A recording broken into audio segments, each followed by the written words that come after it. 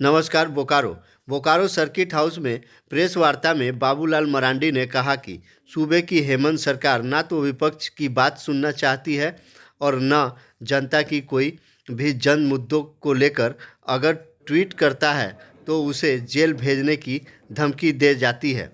ऐसे में जनता करे तो क्या करे, इसलिए भाजपा अब सड़क पर उतरने को लेकर कमर कस रही है ताकि जनता की भावनाओं को सरकार के सामने पहुंचाया जा सके और विपक्ष बनने के नाते सरकार के कानों तक आवाज़ पहुंचाया जा सके। उन्होंने कहा कि सरकार के कुछ विधायक, हमें जानकारी है कि बिना सिक्योरिटी के गांव में जाकर उग्रवादियों से मिलते हैं। इस पर नाम पूछे जाने पर कहा कि समय आने पर सब मालूम चल जाएगा, जांच एजेंसी पता कर ले। उन्होंने आगे कहा कि राज्य में विधि व्यवस्था चौपट है और आए दिन अपहरण से लेकर रंगदारी तक के मामले सामने आ रहे हैं, लेकिन सरकार मुख्य दर्शक बनी हुई है। नाबालिगों के साथ यौन शोषण की बात बढ़ोतरी हो रही है। उन्होंने मीडिया द्वारा पूछे गए एक सवाल के जवाब में कहा कि कांग्रेस में जो भी विवाद चल रहा है वह उनका अंदरूनी मामला है। ना तो कांग्रेस के कोई विधायक भाजपा के संपर्क में है और ना ही भाजपा का कोई इसमें दिलचस्पी रखता है। आगे उन्होंने क्या कहा, आइए सुनते हैं। सूचना सरकार को या पुलिस को देने के बाद भी कोई कार्रवाई नहीं होती।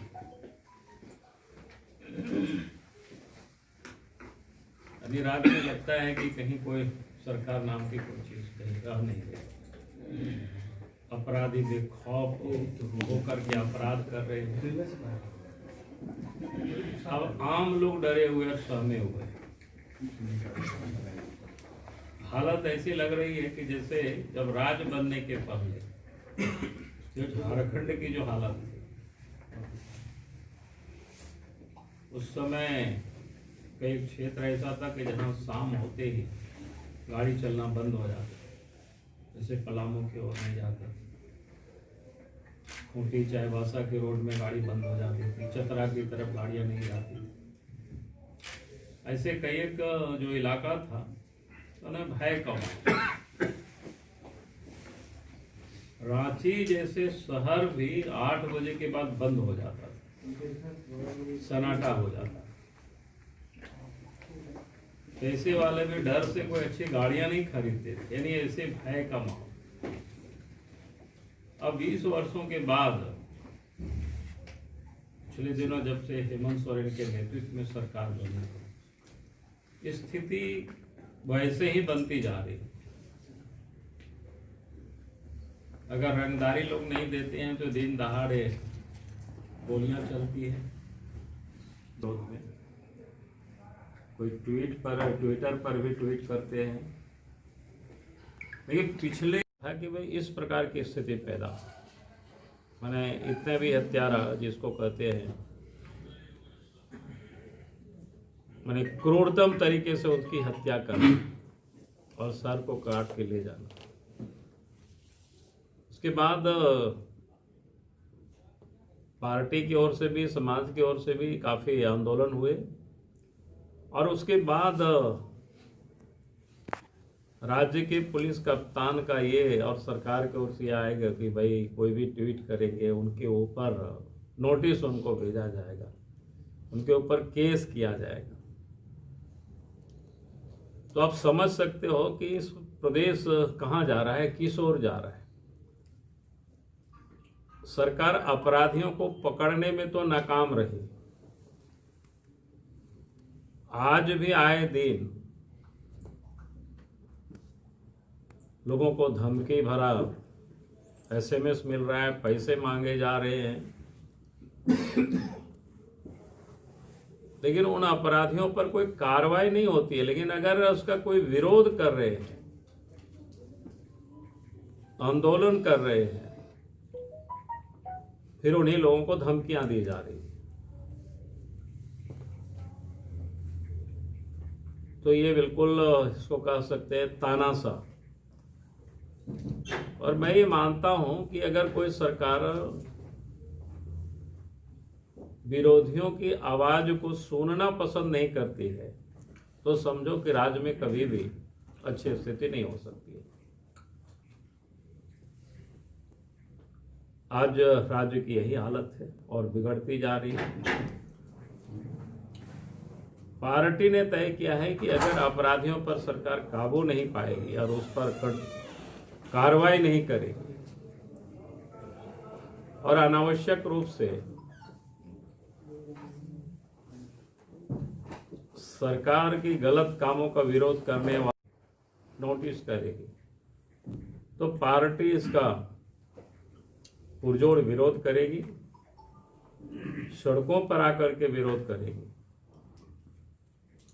कि हम लोग चाहते हैं कि राज्य में अमन चैन हो। उम्मीद बनती है इस सरकार से, अब इस राज्य को, जो 1 साल का कार्यकाल रहा है, जो अनुभव आपका रहा है। 1 साल के अनुभव से तो लगता नहीं है, लेकिन हमें लगता है कि 1 साल तक कोरोना के काल था, हम लोग भी सड़क पर नहीं निकले थे। अब आपने देखा होगा कि पार्टी की ओर से लगातार अब कार्यक्रमों को हम लोगों ने शुरुआत की। तो जनता जब सड़क पर निकलेगी तो मुझे लगता है कि सरकार को समझ आनी चाहिए। बिजली को लेके केंद्र सरकार पर लगातार आरोप लगाया जा रहा है कि पैसा का कटौती कर लिया जा रहा है। देखिए, बिजली को लेकर के आप जहां से बिजली परचेज करेंगे तो पैसा तो आपको देना ही पड़ेगा ना, क्योंकि आप भी बिजली तो फ्री में नहीं बांट रहे। आखिर कोई भी संस्थान होते हैं, वहाँ भी अगर वो भी बिजली पैदा कर रहे हैं तो उनको भी कोयला खरीदना होता है, उनके यहाँ भी मजदूर काम करते हैं, उनको भी पैसा देना होता है। अगर आप बिजली परचेज करेंगे जहाँ कहीं से भी, तो उनको तो पैसा देना होगा, चाहे सरकार जिस किसी की भी रहेगी।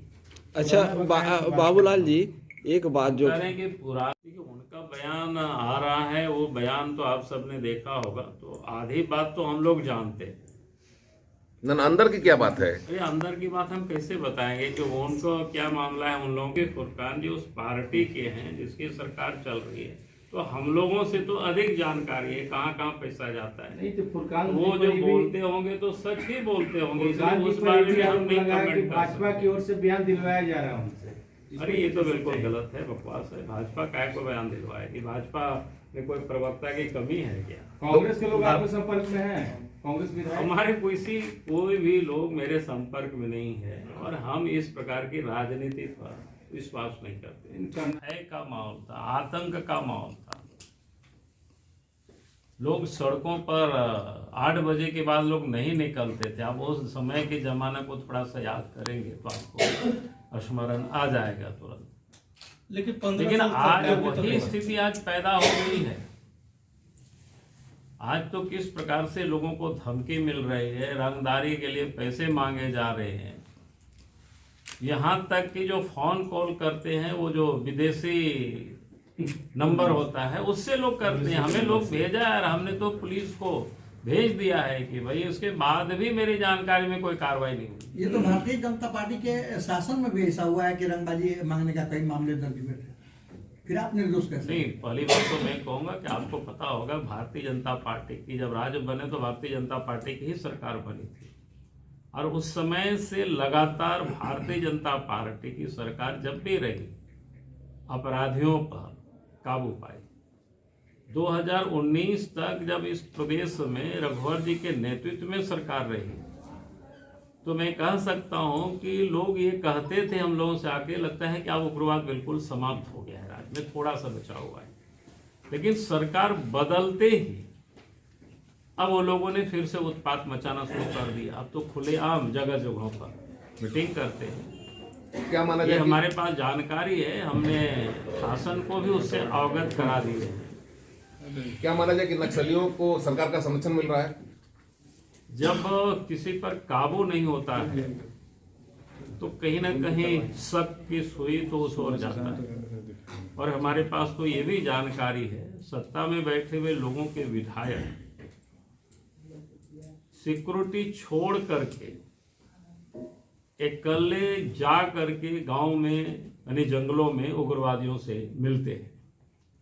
मेरे पास नाम क्यों बताएंगे, जब जिनको जांच एजेंसी हो थोड़ा सा हम लोग को मौका दीजिए।